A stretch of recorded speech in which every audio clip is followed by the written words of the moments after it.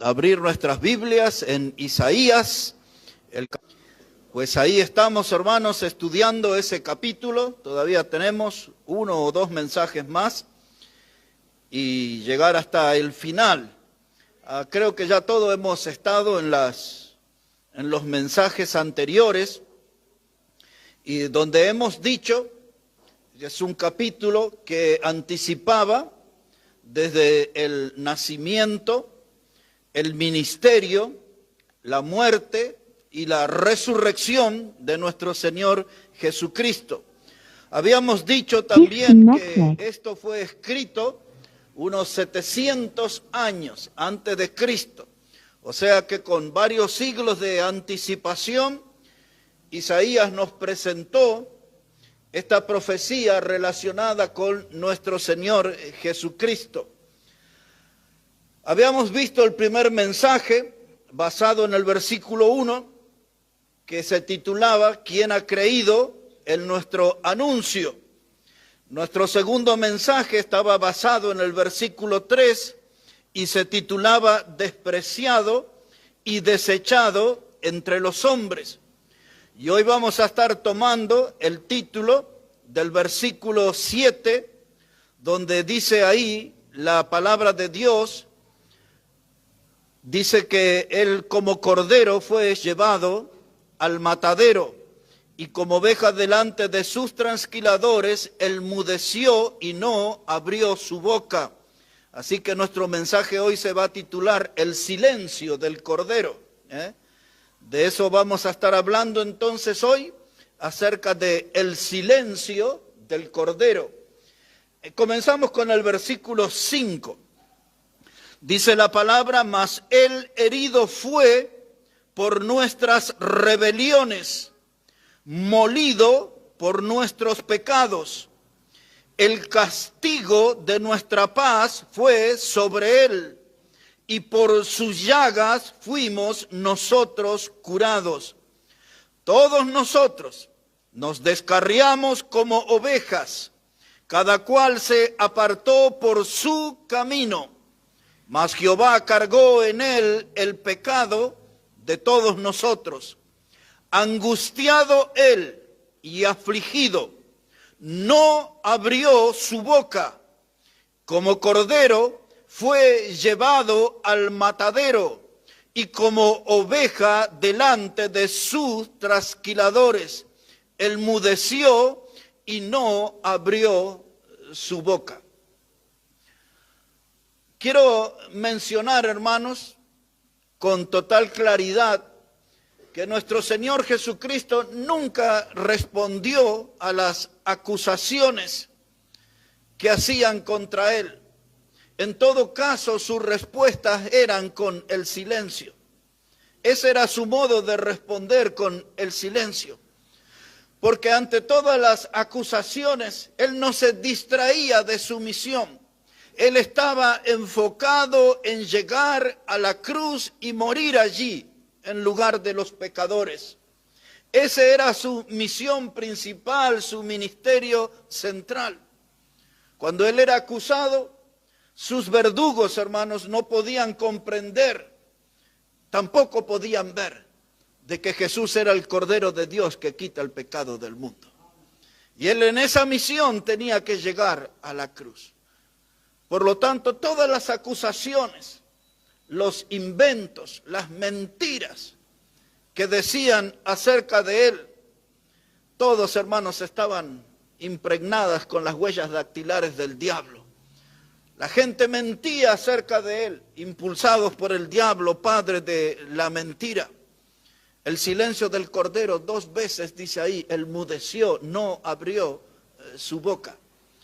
Hay 6 acusaciones que hacen contra él y él responde con el silencio. No voy a leer todas, pero vamos a leer algunas para saber a qué se refería Isaías cuando decía que él mudeció y no abrió su boca. El primer ejemplo que vamos a compartir, no pierdan este pasaje porque vamos a regresar. El primer ejemplo, la primera acusación que vamos a ver hoy es el Mateo, el capítulo 26. Y ahí lo vamos a ver a nuestro Señor como cordero, que él mudeció y no abrió su boca. Mateo el capítulo 26, verso 59. Vea cómo dice la palabra del Señor. Mateo el capítulo 26, verso 59. Voy a leer desde el 57 porque no estamos apurados en esta noche, ¿verdad? Vamos a leer desde el 57 y usted se va a dar rápidamente cuenta del contexto cuando el Señor fue apresado por aquella turba encabezada por Judas el Iscariote en el huerto de Getsemaní. Y dice ahora el verso 57 que los que prendieron a Jesús le llevaron al sumo sacerdote Caifás, a donde estaban reunidos los escribas y los ancianos. Mas Pedro le seguía de lejos hasta el patio del sumo sacerdote, y entrando, se sentó con los alguaciles para ver el fin. Y los principales sacerdotes y ancianos y todo el concilio buscaban falso testimonio contra Jesús para entregarle a la muerte, y no lo hallaron, aunque muchos testigos falsos se presentaban. Pero al fin vinieron 2 testigos falsos que dijeron: este dijo, puedo derribar el templo de Dios y en 3 días reedificarlo. Y levantándose el sumo sacerdote le dijo: ¿no respondes nada? ¿Qué testifican estos contra ti? Mas Jesús callaba. Entonces el sumo sacerdote le dijo: te conjuro por el Dios viviente que nos digas si eres tú el Cristo, el Hijo de Dios. Así que aquí encontramos una de las primeras acusaciones y el Señor respondiendo con el silencio. Dice el Evangelio: mas Jesús callaba. Él mudeció, no abrió su boca. El silencio del Cordero. Aquí nomás, muy cerquita, el Mateo también, capítulo 27, versículo 11. Ahí lo vamos a ver al Señor comportándose como un cordero, cerrando su boca. Mateo 27, verso 11, dice la palabra: Jesús pues estaba en pie delante del gobernador, y éste le preguntó diciendo: ¿eres tú el rey de los judíos? Y Jesús le dijo: tú lo dices. Y siendo acusados por los principales sacerdotes y por los ancianos, ¿qué dice la palabra? Nada respondió. Pilato entonces le dijo: ¿no oyes cuántas cosas testifican contra ti? Pero Jesús no le respondió ni una palabra. De tal manera que el gobernador se maravillaba mucho. Otro pasaje que nos muestra el silencio del Cordero. No respondía a las acusaciones. En este mismo contexto, pero en el Evangelio de Juan, capítulo 19. Ese es el último que voy a leer, pero tenemos más acusaciones en los Evangelios. Pero solamente estoy dando una idea por qué Isaías decía que él iba a tener un comportamiento como un cordero que iba a enmudecer y no iba a abrir su boca. Evangelio de Juan, capítulo 19, versículo 8. Juan 19, verso 8. Dice la palabra: cuando Pilato oyó decir esto, tuvo más miedo. Y entró otra vez en el pretorio y dijo a Jesús: ¿de dónde eres tú? Mas Jesús, ¿qué dice su Biblia? No le dio respuesta. El silencio del Cordero. Primero, ante la hipocresía que representaban los religiosos, en la persona, en este caso, del sumo sacerdote Caifás. Ese era el suegro del otro sumo sacerdote que se llamaba Anás, ante el cual también el Señor Jesús estuvo. Y luego le vimos delante de Pilato guardar silencio, pues todos conocían quién era Pilato. Él era un líder político, corrupto, sin compromiso, y pasó a la historia con aquella escena de lavándose las manos, mostrándose que no era competente. Pilato en realidad no tenía ningún interés en conocer la verdad. Él, como todo político, quería mostrar su cintura y eludir el problema y quedar bien con los judíos y quedar bien con los romanos y que el pueblo no le causara ningún dolor de cabeza. No tenía en realidad una intención de saber qué era la verdad y cuál era la verdad. Y delante de Pilato Jesús no protestó, no se defendió, no levantó su voz reclamando su inocencia. No apuntó con el dedo índice a los falsos testigos y poniendo evidencia que eran portadores de mentira. No se defendió, no se defendió. Como dijo el profeta Isaías, él mudeció y no abrió su boca. Siempre él guardó silencio delante de sus acusadores. Qué diferentes somos nosotros, ¿no? Alguien dice una cosita nuestra, no, tengo que salvar mi orgullo, tengo que salvar mi honor. No pueden manchar mi apellido y usamos ahí todo y nos comportamos ahí como leche hervida, ¿no? Nos desbordamos enseguida. Pero aquí vemos un cordero manso, respondiendo solamente con el silencio. Alguna vez levantaron la voz sobre Jesús y le acusaron de ser un mentiroso. Es decir, que no eran acusaciones leves, eran acusaciones groseras. Otra vez le acusaron a él de ser un sedicioso, es decir, de alguien que se rebelaba contra el César. Mire, si está ahí en Juan, ahí justo está lo que estoy diciendo. En Juan 19, versículo 12. Mire, dice ahí Juan 19, 12, y desde entonces procuraba Pilato soltarle, pero los judíos daban voces diciendo, si a este sueltas, no eres amigo del César. Todo el que se hace rey a César se opone. Y entonces Pilato, oyendo esto, llevó fuera a Jesús y se sentó en el tribunal, en el lugar llamado el Enlosado. Ve que le acusaban de ser un sedicioso, de alguien que se rebelaba en contra del poder del César romano. Pilato le había preguntado, ¿eres tú el rey de los judíos? Y Jesús le había dicho a él, tú lo dices. Él no estaba diciendo que él era el rey de los judíos. Él le dijo a Pilato, tú lo dices. Y la gente ahí empezó a aprovechar y decir, él se opone al César y todo aquel que se opone al César es un sedicioso. Tiene que terminar en la cruz. Por eso reclamaban la muerte de cruz. Porque él se rebelaba al poder de los romanos según las acusaciones que le hacían. Pero él enmudeció, él no abrió su boca. En otra ocasión le acusaron a Jesús de ser un blasfemos. Con las palabras que él decía le acusaban de ser blasfemos, también le acusaron de ser una persona endemoniada. Cuando le oían hablar le decían, demonios tiene.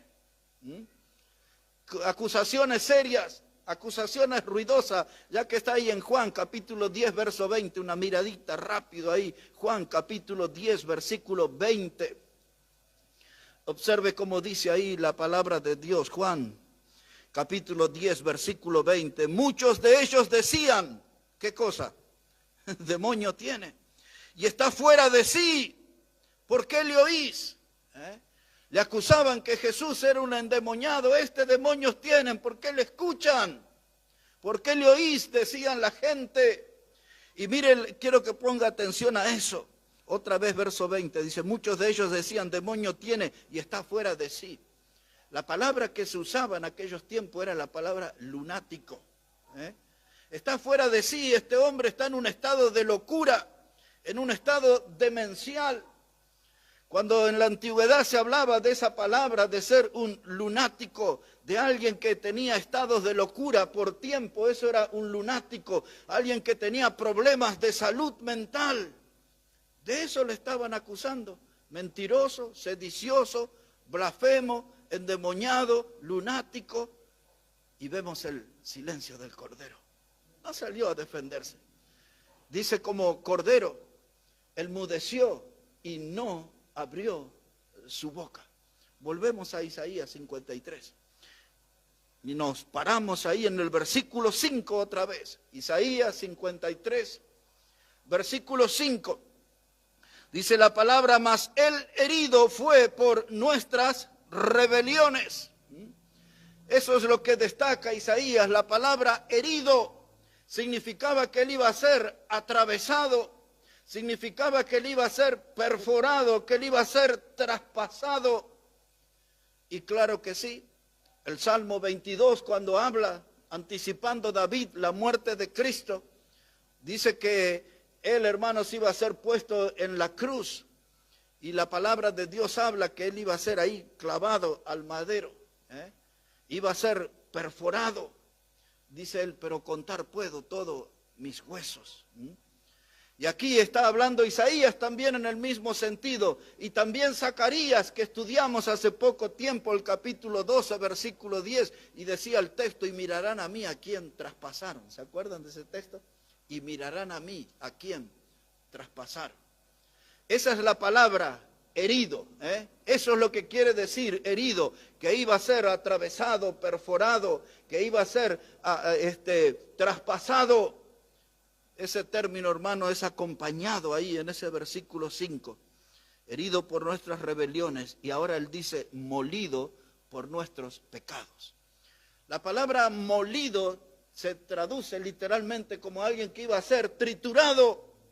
Esto ya lo explicamos en un mensaje anterior. Todo eso comenzó en el huerto de Getsemaní.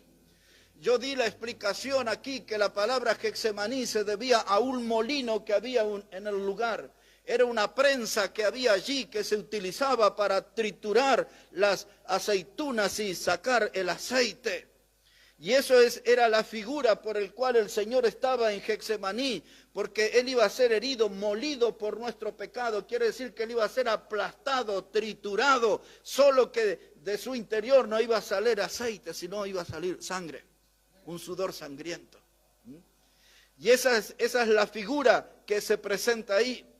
El peso de nuestro pecado aplastó, lo trituró y comenzó allí en Getsemaní a sudar gotas de sangre.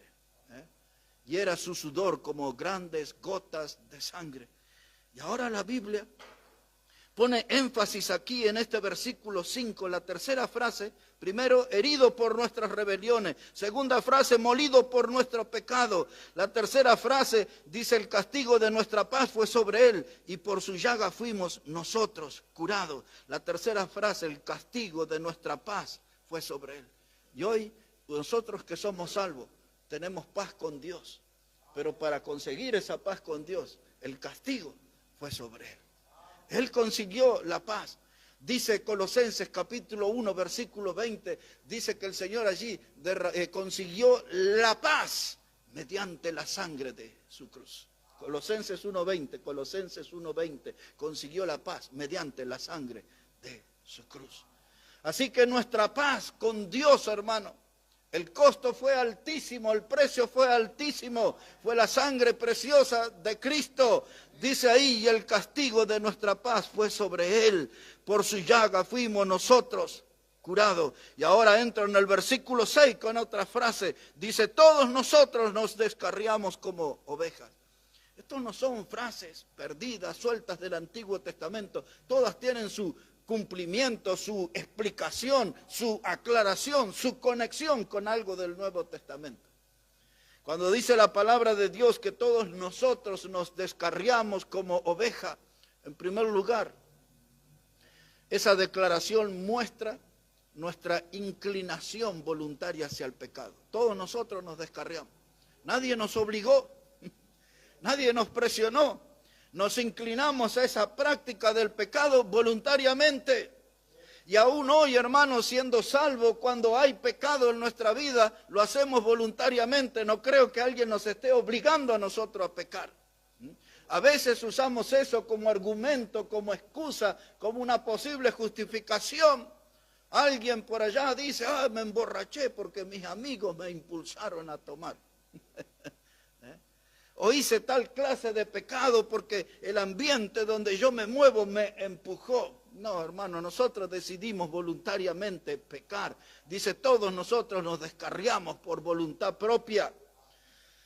La Biblia enseña, hermano, en el Salmo 100, que es muy breve, está presentando que el pueblo de Dios del Antiguo Testamento, dice ahí, cantad alegres, cantad a Jehová, habitantes de toda la tierra. Y después dice, porque pueblo suyo somos y ovejas de su prado. Y ahora cuando usa el pueblo del Antiguo Testamento, Israel, dice ovejas de su prado. Y esa es la conexión con esta palabra, descarrío, desviación. Y usa aquí la figura de un animal que tiene un comportamiento torpe, porque la oveja se desorienta rápidamente, necesita del auxilio, de la guía del pastor, de la protección del pastor. La oveja no sabe orientarse, por eso el pastor es el que le tiene que conseguir los lugares de delicados pastos y de agua tranquila, porque la oveja por sí sola no puede. Y ahora está presentando la oveja como un animal que no sabe defenderse. Si le ataca un león, un lobo, lo que fuera, la oveja no tiene elementos para defenderse.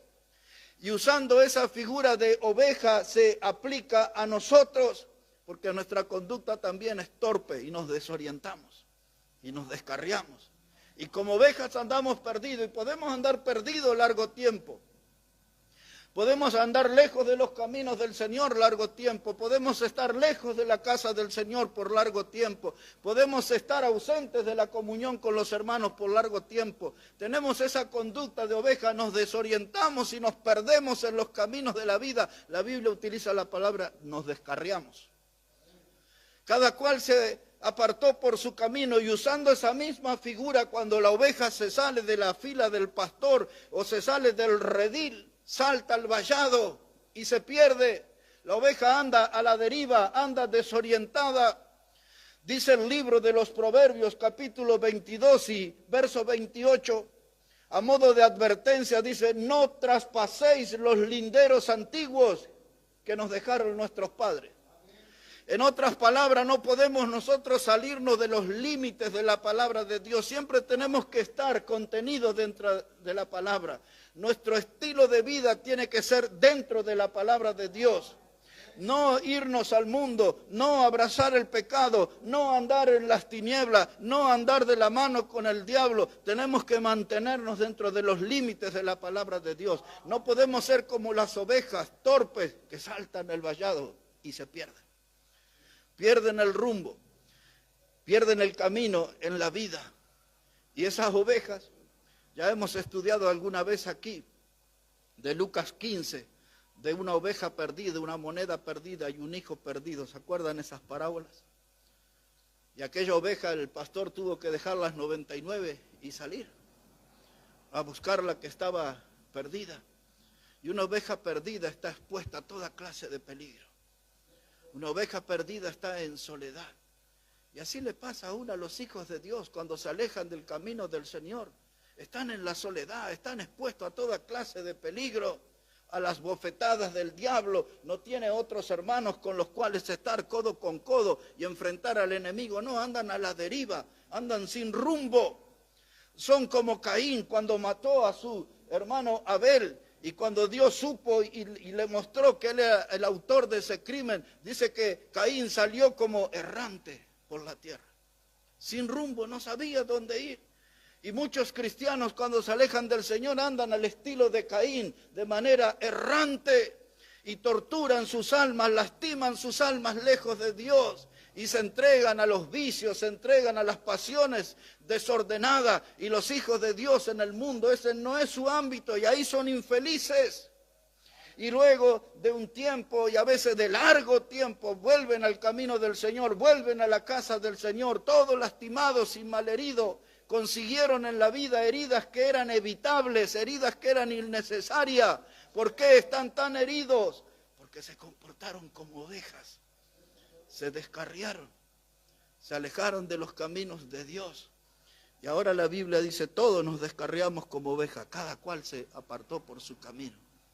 Observe esa frase, cada cual se apartó por su camino. Y unos eligieron por la izquierda y otros se desviaron por la derecha. Y está hablando de una clase de ovejas y de personas que no eligieron el camino de Dios. O se descarriaron a la izquierda, otros a la derecha, pero no supieron elegir el camino de Dios. Todos nos descarriamos, dice. Cada cual se apartó por su camino, es decir, que se fue detrás del pecado que más le atrajo, se fue detrás del pecado que más le sedujo. Y en ese andar errante, perdido, hemos deshonrado a Dios y hemos ofendido a Dios, porque abandonamos nuestro camino de obediencia y de santidad y nos entregamos al pecado. Todos nos descarriamos, dice la Biblia. Todos nos descarriamos. Y esto nos trae a la memoria cuando el apóstol Pablo le escribió a los romanos enseñándole algo y recordándonos a nosotros, mas la paga del pecado es muerte. O cuando el hombre se descarría, está tentando su destino, está tentando a la muerte, está jugando con la muerte, porque siempre el pecado trae sus consecuencias. Pablo lo afirmó, hermano, dice, la paga del pecado es muerte. Y ahora cuando nosotros tenemos esas conductas, esa conducta pecaminosa nuestra es lo que explica el sufrimiento de nuestro Señor. Nuestra conducta explica el sufrimiento de nuestro Señor, herido, molido por nuestro pecado, el castigo de nuestra paz fue sobre Él. Todos nos descarriamos como ovejas. Y Él fue a la cruz. Ahora nosotros empezamos a entender lo que el mundo no comprende. Un hombre llevó a su esposa y a uno de sus hijos, adolescente, a un culto religioso. Esto hace muchos años ya. Y entonces al regresar a la casa, el hijo adolescente le pregunta al papá, dice, ¿qué hacía ese hombre ahí en un signo de más? Porque había visto una imagen de una cruz y alguien colgado, que supuestamente representaba a Cristo. Eso era en una iglesia, en una religión. Y el chico pensó que era una persona en un signo de más. En ese nivel la gente ignora acerca de nuestro Cristo. Nosotros cuando vemos una cruz y enseguida leemos de alguien que murió en esa cruz, ese fue nuestro Señor, ese fue nuestro Salvador, sabemos de quién se trata. Y ahora esta noche es muy importante que sepamos el motivo por el cual Él llevó a la cruz, porque todos nosotros nos descarriamos, todos nos descarriamos. Y para volver al Creador, y para volver a Dios, y tenerlo como el Señor y como el Salvador de nuestra vida, Cristo tuvo que pagar el precio en la cruz. Ese fue el precio de nuestra rebelión. Ahora quiero que no se escape de aquí porque vamos a volver al último texto en esta noche. Pero quiero llevarles un momento al Evangelio de Juan, capítulo 10. Hace un rato leímos el versículo 20, ahora vamos a leer los versículos anteriores. Evangelio de Juan, capítulo 10 y versículo 17. Juan, el capítulo 10 y el versículo 17. Observe cómo dice la palabra, es el Señor Jesucristo que está hablando. Él ya había dicho en los textos anteriores que Él era la puerta y el que por Él entrara sería salvo. Eso lo dijo en el versículo 9, en el versículo 10. Explica que el diablo es el ladrón que vino a hurtar, matar y destruir. Y Él dice, pero yo he venido para que tengan vida y vida en abundancia. Luego enseña acerca del pastor verdadero y del falso. El pastor asalariado dice que cuando ve el lobo deja las ovejas y huye. Eso dice versículo 12. El asalariado solamente le importa el dinero, no le importa las ovejas. Usando esa figura en los púlpitos modernos hay muchos predicadores que solo le importa el dinero, no le importan las almas, no le importan las ovejas que Dios le confió. Es una triste verdad esa. Y entonces Jesús se manifiesta en el verso 14 como el buen pastor. Y Él dice que como buen pastor las ovejas le conocen, oyen su voz, le siguen. Y Él dice que Él pone su vida por las ovejas. Y ahora llega el verso 16 y esto dice, también tengo otras ovejas que no son de este redil. Las ovejas que habló primero era la casa de Israel. Cuando Él dice, pero también tengo otras ovejas, está enfocándose a la iglesia. Pero tenía que morir primero para comprar a la iglesia, derramar su sangre. Dice, también tengo otras ovejas. Y ahora dice Él aquí, hermano, y ellas oirán mi voz, y habrá un rebaño y un pastor. Es lo que Pablo dice a los efesios, que Cristo derribó la pared que era intermedia entre judíos y gentiles, y de los dos pueblos hizo uno, se llama iglesia. Aquí está. Esto no era parte del mensaje, pero ya que estamos, vamos explicando. Él dice, tengo otras ovejas, no son de este redil, no son del pueblo de Israel, va a ser la iglesia del Señor. Dice, y aquellas también debo traer, y oirán mi voz, y habrá entonces un rebaño y un pastor. Y ahora él dice, esto es lo que quería, está conectado a Isaías 53, verso 17. Dice, por eso me ama el Padre, porque yo pongo mi vida para volverla a tomar. Nadie me la quita, sino que yo de mí mismo la pongo. Y tengo el poder para ponerla y tengo el poder para volverla a tomar. Este mandamiento recibí de mi Padre. Él era la única persona que estaba en condiciones de morir en lugar del pecador. Por eso él vino y nació en Belén. Él era Dios hecho hombre. Él era nuestro redentor, nuestro pariente cercano. Dios un día miró en los cielos, miró los ángeles, los arcángeles, los querubines, los serafines, todo eso que era su creación. Ninguno de ellos estaba en condiciones de morir por nosotros los pecadores. Pero su Hijo Jesucristo sí. Él no debía hacerlo, pero nos amó y vino y se entregó por nosotros. Nos vio que estábamos perdidos. La Biblia describe en Efesios 2, versos 1 a 3, que nosotros estábamos muertos en delitos y pecados. Esa es la misma expresión de descarriado. Descarriado, alguien que está descarriado es alguien que está muerto en sus delitos y pecados. Y alguien tenía que venir y pagar el precio.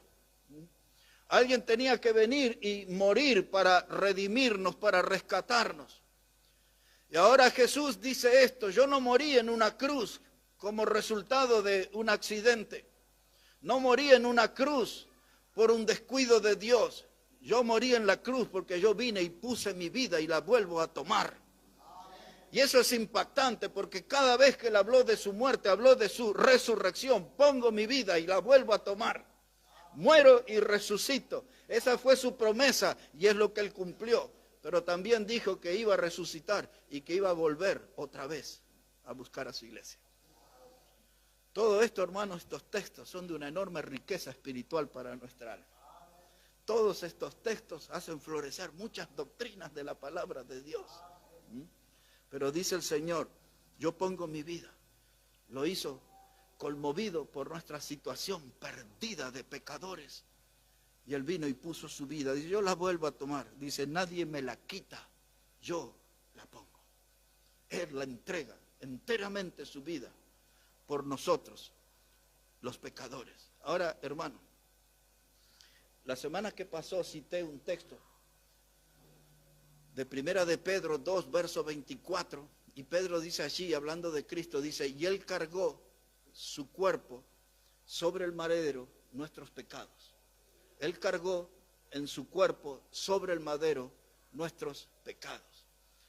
Esta palabra, hermano, que usa aquí, él cargó nuestro pecado. Eso significa que nuestro pecado se adhirió a él. Esa es la idea. Desde lo que habla Isaías también. Cuando dice ahí, hermanos, dice así la palabra de Dios.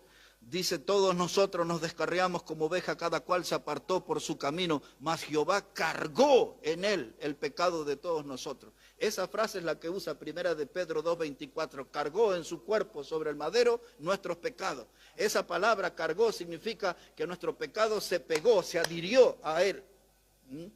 Nuestro pecado de alguna manera, el texto está diciendo que le golpeó a él, le golpeó y se quedó pegado a él. Él llevó nuestro pecado. No voy a entrar en el tema, solo voy a mencionar. Pero hay una doctrina muy profunda en la Biblia. Cuando estudiamos teología, esto se llama la doctrina de la imputación. Esa palabra se usa en nuestros días bastante. La doctrina de la imputación es una doctrina muy profunda en la Biblia. La síntesis es esta. Adán y Eva pecaron. Y el pecado de Adán y Eva fue imputado a toda la raza. En términos de Pablo a los romanos, él dijo que el pecado entró al mundo por un hombre y luego el pecado pasó, la muerte pasó a todos los hombres por cuantos todos pecaron. Pecó Adán y Eva. Y ahora su pecado pasó a toda la raza humana. Por eso nosotros somos pecadores por herencia y también por elección personal. Las dos cosas. Por herencia, hemos heredado. Dice Pedro en su primera carta, capítulo 1, no quiero entrar en la doctrina, pero dice Pedro, dice, habiendo sido rescatados de vuestra vana manera de vivir, la cual recibisteis, ¿de quién? Dice Pedro, de vuestros padres. Y ahora fuisteis comprados no con oro ni plata que son, ni piedras preciosas, sino con la sangre preciosa del Cordero, dice Pedro. Pero Pedro también habla de esa doctrina de la imputación. Dice que nosotros hemos recibido de nuestros padres. Y ahora que nosotros somos pecadores, nuestro pecado fue imputado a Cristo. Y Él lo llevó a la cruz, a nuestro pecado. Y allí, como el Señor dice la Biblia, el que no conoció pecado, el que no conoció pecado, por nosotros se hizo pecado. Y fue allí a la cruz. Y allí, hermanos, la justicia de Dios aprobó ese sacrificio del Señor a nuestro favor y nos abrió el camino hacia la salvación. El camino hacia la salvación. La carta a los Hebreos habla de un camino que el Señor abrió para que llegamos a Dios santificados. Nos apartó para Dios, nos separó para Dios. Somos propiedad de Dios. Ahora, esa palabra dice, y Él cargó, esa palabra imputación, hermano, es para todos aquellos que estamos muertos en delitos y pecados. Nuestro pecado fue imputado a Cristo y Cristo llevó nuestro pecado allí a la cruz. Y por eso Él usa ese término que era un término comercial, consumado es. Esa expresión quiere decir, la deuda ya fue pagada. Un término comercial. Es la misma palabra que se usa aquí para cargado. Es algo puesto a la cuenta de otro. Él cargó nuestro pecado. Hubo algo nuestro que se cargó a la cuenta de Jesús y lo llevó a la cruz y pagó el precio. Ese es el circuito. Esa es la doctrina de la imputación. Es la síntesis, pero es muy profunda esa doctrina. Pero nos detenemos en esta parte final, en la palabra descarriado. Dice que todos nosotros, hermanos, nos descarriamos como ovejas. Esa palabra descarriado tiene la idea de alejarse de un lugar seguro. Ahí está la oveja alimentada, cuidada, guiada por un pastor, se descarría, se va. En otras palabras, se aleja de un lugar seguro. El pastor la cuidaba, la atendía bien, pero ahí se descarrió, se decidió irse. La palabra descarriado en el sentido espiritual significa alejarse de la verdad. Nosotros estamos a la sombra de la palabra de Dios, a la luz, si quiere también usar la figura de la palabra de Dios, pero un día nos descarriamos y nos decidimos alejarnos de la verdad y nos autoengañamos, caemos en la mentira y vivimos una vida que no es vida. Empezamos a usar argumentos, pero yo en mi casa puedo también cantar a Dios, en mi casa también yo puedo leer la Biblia, en mi casa también, y nos alejamos del camino del Señor y nos mentimos, porque en la soledad de nuestra casa es cierto que podemos cantar a Dios y leer la Biblia y todo eso, no sé cómo hacemos para ofrendar, pero podemos hacer muchas cosas, pero nos engañamos, porque la Biblia habla de una iglesia local y los hermanos tienen que estar en comunión en la iglesia local. Y hay muchos principios sobre eso, porque la Biblia enseña que la iglesia es columna y baluarte de la verdad. No habla de mi casa, habla de la iglesia, de un lugar donde están congregados, donde están los hermanos en armonía, donde están los hermanos en comunión. Pero cuando yo me descarrío, hermano, me alejo. Solo deme atención, les voy a leer aquí un texto que dice la Biblia, teniendo el entendimiento entenebrecido, ajenos a la vida de Dios, escuche eso, ajenos a la vida de Dios por la ignorancia y por la dureza de nuestro corazón. Ese texto habla de una persona descarriada, eso dijo Pablo a los Efesios, capítulo 4, verso 18. Les dijo así, teniendo el entendimiento entenebrecido, ajenos a la vida de Dios por la ignorancia, por la dureza de nuestro corazón, descarriado. La oveja en su ignorancia, de corazón duro, decide alejarse del cuidado del pastor. Dice la Biblia, todos nosotros nos descarriamos, todos nos descarriamos. ¿Qué decía Pablo escribiéndole a los romanos? No hay justo ni aun uno, no hay quien entienda, no hay quien busque a Dios. Dice, todos a una nos desviamos, nos descarriamos. Eso dice Romanos 3, 11 y 12. Y así es, hermano. dice, todos nosotros nos descarriamos para abrazar el pecado. Y cuando yo estoy en el pecado y me inclino hacia el pecado, estoy en una enemistad con Dios. Santiago decía, ¿no sabéis que la amistad con el mundo es enemistad con Dios? Y que a veces nosotros nos descarriamos y elegimos estar enemistados con Dios, hermano. Y a veces permanecemos en ese estado pecaminoso mucho tiempo nos alejamos, nos congelamos en la vida espiritual.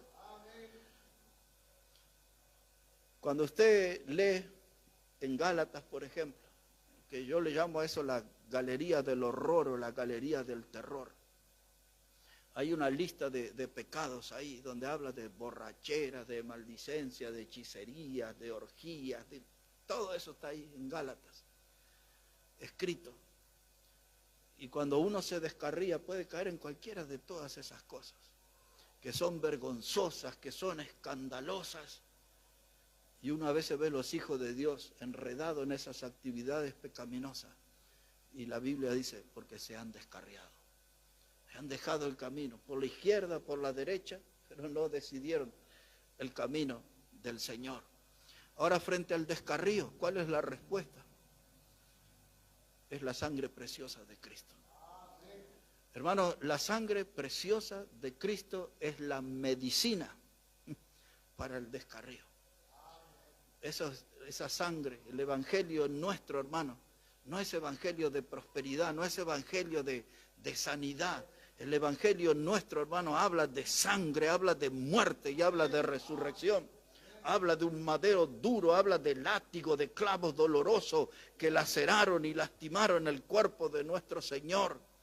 Es un evangelio de sangre, es un evangelio de muerte, es un evangelio de resurrección. Y esa es la solución para los descarriados. Si no conocen ese evangelio, no podrán volver a su Creador y no podrán conocer a Jesús como el Salvador y el Señor de sus vidas. Todo lo que Isaías dijo, todo está conectado con el Nuevo Testamento. Y ahora el versículo 7, ahí vamos a dejar en esta noche, con la promesa de volver mañana. Quizás, no creo que acabemos mañana el capítulo, pero vamos a avanzar más. Dice el versículo 7, angustiado él y afligido, no abrió su boca. Ahora yo quiero que ponga atención a lo que estoy leyendo. Dice, no abrió su boca, como cordero fue llevado al matadero, y como oveja delante de sus trasquiladores, enmudeció y no abrió su boca. La semana que pasó, iba hablando con hermano Jaime, y le dije, mucha gente del movimiento rabínico, de algunos rabinos modernos, quieren enseñarle al pueblo de que esto habla de la nación de Israel y no de Cristo como el Mesías. Yo le hice ese comentario. Cuando llegué a la casa, en la página de nuestra iglesia había alguien que comentó así todo, parecía un Nuevo Testamento. Y quería dar explicaciones, que lo que yo había dicho este capítulo habla de Israel, no habla de Cristo.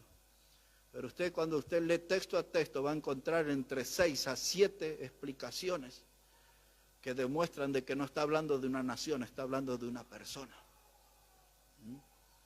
O entre otras cosas, está hablando aquí esta noche del silencio del Cordero. Estamos hablando aquí que él fue angustiado, que él fue afligido, que enmudeció, que no abrió su boca, y más adelante habla de que fue cortado de la tierra de los vivientes. Quiere decir que su muerte iba a ser violenta. Eso quizás me ocupo mañana en el mensaje. Iba a ser cortado. No es que iba a ser una muerte natural, iba a ser algo violento, cortado de entre de los vivientes.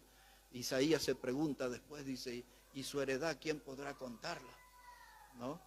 Y después habla de la resurrección. Israel no fue cortado, Israel no ha resucitado. No está hablando de una nación, todo este capítulo habla de una persona. Y va a encontrar entre 6 y 7 evidencias de que habla de una persona, no de una nación. Pero yo le voy a dar la evidencia principal de que habla de una persona, leyéndoles para ustedes una historia que va a ser el final de nuestro mensaje.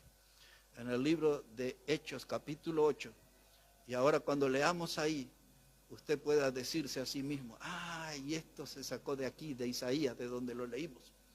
Observe, en Hechos capítulo 8, era una fiesta en Jerusalén, salió rumbo al desierto un hombre que era eunuco, administrador, un hombre importante de la reina de Cándace, dice la Biblia, y el Espíritu Santo le habló a un evangelista que se llamaba Felipe, y le dijo el Espíritu Santo a Felipe que vaya al desierto y se acerque a un carro. Todos estamos recordando esa historia, ¿no? Ahora miren lo que leía el eunuco, y es exactamente lo que leímos en Isaías, y ahí le voy a dar de paso una prueba de por qué habla de una persona y no de una nación. Descubrámoslo junto a esto. Hechos capítulo 8, comencemos desde el verso 30. Dice la palabra de Dios, y acudiendo Felipe, le oyó que leía, ¿a quién? Al profeta Isaías. Y dijo, pero ¿entiendes lo que lees?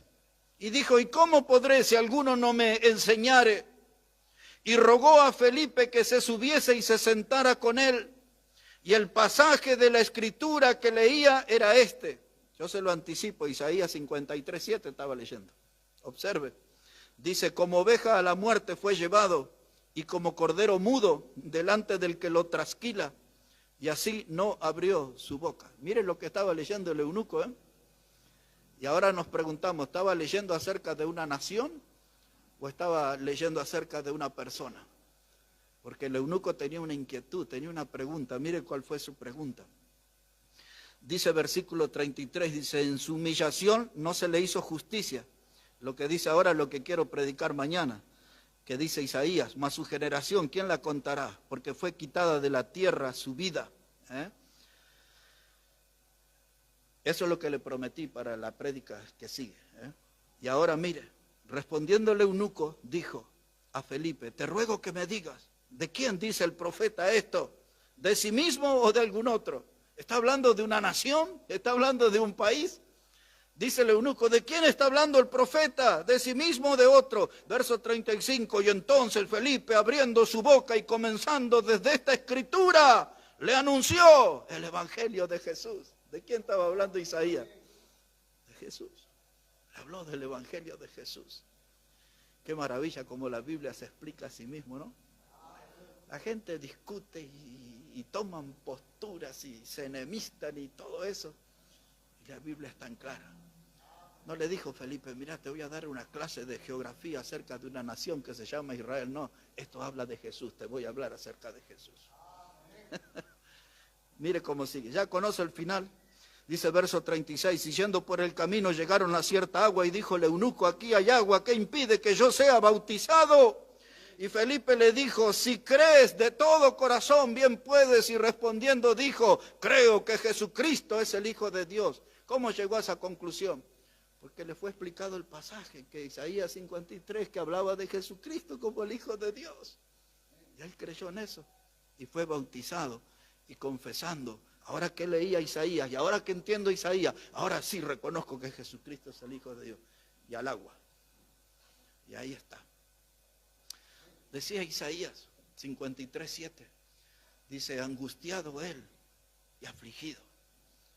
Allí en el huerto de Getsemaní, Jesús le dijo a sus discípulos, estoy triste y hasta la muerte, dice él.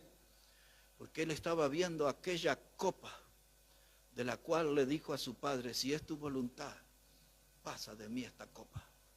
Porque en esa copa, lo que estaba viendo Jesús era algo desconocido para él. Porque en esa copa estaba contenido el pecado de toda la historia humana, pasada y futura. Esa copa que despertó la pregunta en Jesús, allí estaban nuestros propios pecados. Y él cuando vio todo eso, era una copa asquerosa, inmunda, con todo lo peor de la humanidad contenido allí. Y él dijo al Padre, si es tu voluntad, pasa de mí esta copa, pero que se haga tu voluntad y no la mía. En otras palabras, le estaba diciendo, sea lo que sea, yo estoy dispuesto a pagar el precio. Qué tremendo, hermano, todo eso, ¿no? Gracias a Dios por su palabra. Dice, Él fue herido, angustiado. Dice, como oveja fue trasquilado. Y ahí esa palabra trasquilado, la oveja ahí, ahora le pasan ahí unas maquinitas eléctricas, todo, y le sacan toda la lana, ¿no? Pero al Señor le sacaron la piel y le sacaron pedazos de su carne con aquel látigo y con aquellos clavos que en los cuales los pusieron en la cruz. Desgarraron su cuerpo hasta lo más profundo. Una oveja solamente es trasquilada cuando le quitan la lana, pero con nuestro Señor, el Cordero de Dios, fueron mucho más allá. Lastimaron su cuerpo. Se usa mucho la palabra laceraron su cuerpo. Pero eso tenía un propósito.